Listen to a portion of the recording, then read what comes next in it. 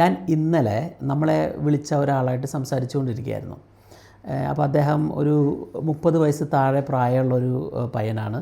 അപ്പോൾ ആൾ പഠിക്കുകയാണ്, ഡിഗ്രി കഴിഞ്ഞു, ചില ഉയർന്ന കോഴ്സുകൾക്ക് ചേരാൻ തുടങ്ങി. പക്ഷേ പിന്നീട് അങ്ങോട്ടാണ് പെട്ടെന്നാണ് ഈ സോഷ്യൽ മീഡിയ ട്രാപ്പിൽ അല്ലെങ്കിൽ ഈ ഫോൺ ട്രാപ്പിൽ ചെന്ന് പെടുന്നത്. പിന്നെ ഒരു കഴിഞ്ഞ 1-2 വർഷത്തോളമായിട്ട് അദ്ദേഹത്തിന് ഒരു കോൺസെൻട്രേഷൻ കിട്ടണില്ല, ഒരു അറ്റൻഷൻ കിട്ടണില്ല. പക്ഷെ അതിനേക്കാൾ ഉപരിയായിട്ട് അദ്ദേഹം പറഞ്ഞ മെയിൻ ഒരു കാര്യം എന്നെ ഒത്തിരി ചിന്തിപ്പിച്ചു. കാരണം നമ്മളിപ്പോൾ ഫോക്കസ് എന്ന് പറയുന്ന ഒരു ആസ്പെക്റ്റിലാണ് നമ്മൾ ഡിസ്കഷൻ നടന്നുകൊണ്ടിരിക്കുന്നത്. അദ്ദേഹം പറയായിരുന്നു മെയിൻ പ്രശ്നം എന്താണെന്ന് വെച്ച് കഴിഞ്ഞാൽ ആളുകളെ കാണാനുള്ള പേടി, അല്ലെങ്കിൽ ഒരു സോഷ്യൽ ആങ്സൈറ്റി എന്ന് പറയുന്ന ഒരു സംഭവം. അപ്പോൾ ഞാൻ ആലോചിച്ചു, നമ്മൾ ഡാനിയൽ കോൾമാൻ ഈ ഫോക്കസ് എന്ന് പറയുന്ന പുസ്തകത്തിൽ ഒരു വളരെ ഇമ്പോർട്ടൻ്റ് ആയിട്ടുള്ള ഒരു ചാപ്റ്റർ ഉണ്ട്.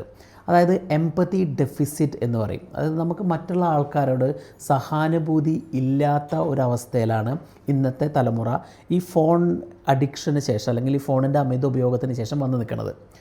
പല കാര്യങ്ങൾ കൊണ്ടാണ്, നമുക്ക് തന്നെ ആലോചിച്ച് മനസ്സിലാവും. കാരണം നമ്മൾ മുമ്പൊക്കെ നമ്മളെ സംബന്ധിച്ചൊരു കമ്മ്യൂണിക്കേഷൻ എന്ന് പറഞ്ഞു കഴിഞ്ഞാൽ, അല്ലെങ്കിൽ ഒരു എക്സ്ചേഞ്ച് ഓഫ് ഐഡിയാസ് അല്ലെങ്കിൽ വേർഡ്സ് എന്ന് പറയുന്നത്, നമ്മളൊരു ബോഡി ലാംഗ്വേജ് എന്ന് പറഞ്ഞൊരു പാട്ടുണ്ട്, നമ്മളൊരു ഐ കോണ്ടാക്റ്റ് ഉണ്ട്. എങ്ങനെയാണ് അവർ അവരുടെ വികാരങ്ങൾ എക്സ്പ്രസ് ചെയ്യണമെന്നുള്ളത് മുഖത്തും നമ്മുടെ ശരീരത്തിലും കണ്ണുകളിലെല്ലാമാണ് തെളിഞ്ഞു നിൽക്കുന്നത്.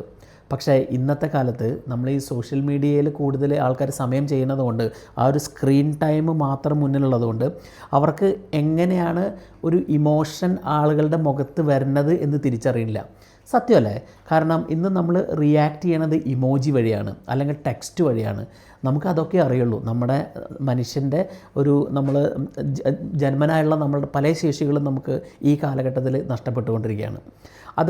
അതാണ് മെയിനായിട്ട് ഇപ്പോഴത്തെ ഈ സോഷ്യൽ ആങ്സൈറ്റി എന്ന് പറയുന്നതിലേക്ക് നമ്മളെ കൊണ്ടു നടക്കണം പ്രധാനപ്പെട്ട ഒരു കാരണം. അതായത് നമ്മൾ എംപതി ഇല്ലാതായിക്കൊണ്ടിരിക്കുക. കാരണം നമുക്ക് മറ്റുള്ള ആൾക്കാർ എന്താണ് കടന്നു പോകണത് എന്ന് വായിച്ചറിയാനുള്ള ഒരു ശേഷി നമുക്ക് കുറഞ്ഞുകൊണ്ടിരിക്കുകയാണെന്നാണ് ഇപ്പോഴത്തെ സ്റ്റഡീസും പറയണത്. അതായത് 2010 ശേഷം ഒരു അമേരിക്കൻ സ്റ്റഡി പറയണത് മനുഷ്യൻ്റെ എംപത്തറ്റിക്കലി ആൾക്കാരായിട്ട് കണക്റ്റഡ് ആവാനുള്ള, അല്ലെങ്കിൽ മറ്റുള്ള ആൾക്കാരനെ സഹാനുഭൂതി കൊണ്ട് നമ്മൾ ബന്ധപ്പെടാനുള്ള ഒരു ബന്ധം, റിലേഷൻഷിപ്പ് ഉണ്ടാക്കാനുള്ള മനുഷ്യൻ്റെ കഴിവ് ഒരു 60% മേലെ കുറഞ്ഞു എന്നാണ് പറയണത്. ഡാനിയൽ കോൾമാൻ ഇതിനൊരു 2-3 ടിപ്സ് വരുന്നുണ്ട്. ഞാൻ പറയാം, നിങ്ങൾക്ക് ചിലപ്പോൾ ഉപയോഗപ്രദമാകുമായിരിക്കും.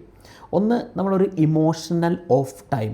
അതായത് ഈ സമയം പ്രത്യേകിച്ചും നമ്മളൊരു വൈകിട്ടുള്ള സമയത്ത്, അപ്പോൾ നിങ്ങൾ ഫാമിലി ആണെങ്കിൽ, വീട്ടിലുള്ള ആൾക്കാരൊക്കെ ആണെങ്കിൽ, ഒരു 7 മണി തൊട്ട് 9 മണി വരെ, അല്ലെങ്കിൽ 7 മണി തൊട്ട് 8:30 വരെയെങ്കിലും ചുരുങ്ങിയത് നമ്മൾ വീട്ടിലെല്ലാവരും കൂടിയുള്ള സമയത്ത് ആ ഫോൺ യൂസേജ് കംപ്ലീറ്റ് ആയിട്ട്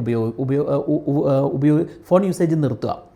കാരണം നമ്മുടെ കുട്ടികളുടെ സമയത്ത് അവരുടെ അടുത്ത് മിങ്കിൾ ചെയ്യുക. അവർ നമ്മളെ കണ്ടു പഠിക്കുന്നത്. കുട്ടികൾക്കൊരു ഒരു സ്വഭാവമുണ്ട്, അവർ ഒത്തിരി കാര്യങ്ങൾ മിറർ ചെയ്യുന്ന ആൾക്കാരാണ്. നമ്മൾ ചെയ്യുന്നത് അതേപോലെ റിപ്പീറ്റ് ചെയ്യുന്ന ആൾക്കാരാണ്. നമ്മൾ ചിരിക്കേണ്ടത് കണ്ടിട്ടാണ് അവർ ചിരിക്കാൻ പഠിക്കുന്നത്. അപ്പോൾ ആ ഒരു സമയത്ത് ഒരു ഇമോഷണൽ ഓഫ് ടൈം എന്ന് പറയുന്ന ഒരു സമയം നിങ്ങൾ ക്രിയേറ്റ് ചെയ്യുക, നിങ്ങളുടെ ഫാമിലിയിൽ ക്രിയേറ്റ് ചെയ്യുക. ഫോൺ യൂസേജ് കംപ്ലീറ്റ് ആയിട്ട് ഉപേക്ഷിക്കുക.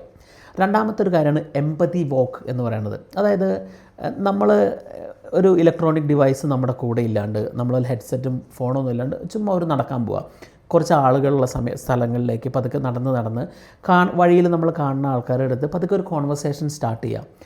എന്ത് പറയണോ, എന്താ സുഖമാണോ, നിങ്ങളുടെ വീട് എവിടെയാണ്, അങ്ങനെ നമ്മളൊരു കോൺവെർസേഷൻ സ്റ്റാർട്ട് ചെയ്ത് അവർ പറയണ കാര്യം നമ്മൾ ശ്രദ്ധിക്കാൻ പഠിക്കുക.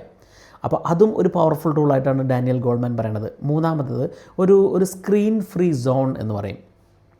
നമ്മൾ പർട്ടിക്കുലർ ഏരിയാസ് ഓഫ് നമ്മുടെ ഡേയിൽ, പ്രത്യേകിച്ച് നമ്മൾ ഒന്നിച്ച് ഭക്ഷണം കഴിക്കുന്ന സമയത്തായിക്കോട്ടെ, അല്ലെങ്കിൽ ഈവൻ ബെഡ്റൂമിലായിക്കോട്ടെ, അല്ലെങ്കിൽ നമ്മൾ മോർണിംഗിൽ, അങ്ങനെ 2-3 സ്പെഷ്യൽ ടൈമിൽ നമ്മൾ ഫോൺ സ്ക്രീൻ യൂസേജ് കംപ്ലീറ്റ്ലി ഉപയോഗിക്കുക. ഞാനത് പ്രാക്ടിക്കലി യൂസ് ചെയ്യണതാണ്. ഞാൻ എൻ്റെ ഫാമിലിയിൽ എൻ്റെ കുട്ടികളുടെ കൂടെ ഞാൻ കളിക്കുന്ന സമയത്ത് ഞാൻ ഫോൺ ഉപയോഗിക്കാറില്ല, അല്ലെങ്കിൽ അവരുടെ കൂടെ സമയം സ്പെൻഡ് ചെയ്യുമ്പോൾ ഞാൻ ഫോൺ ഉപയോഗിക്കാറില്ല. അല്ലെങ്കിൽ ഞാൻ എൻ്റെ മക്കൾക്ക് കഥകൾ വായിച്ചു കൊടുക്കുന്ന സമയത്ത് ഞാൻ ഫോണൊന്നും കംപ്ലീറ്റ്ലി ഉപയോഗിക്കാറില്ല. അത് കാരണം അത്തരം കുട്ടികൾ നമ്മളെ കണ്ടിട്ടാണ് പഠിക്കുന്നത്. അല്ലെങ്കിൽ ഈവൻ നമുക്ക് ആ ഒരു സമയം നമ്മുടെ പാരൻസിൻ്റെ കൂടെയും നമ്മുടെ വീട്ടിലെ പ്രായമുള്ള ആളുടെ കൂടെയൊക്കെ നന്നായിട്ടൊന്ന് സംസാരിക്കാനും അങ്ങോട്ടും ഇങ്ങോട്ടും മനസ്സിലാക്കാനൊക്കെ ഉപയോഗിക്കാം, അല്ലേ? ഇത്തരം ചെറിയ ചെറിയ സ്റ്റെപ്പുകളിൽ കൂടെയാണ് നമുക്ക് ഈ വലിയ ഒരു വിപത്തിനെ നമുക്ക് ഒഴിവാക്കാൻ പറ്റുള്ളൂ.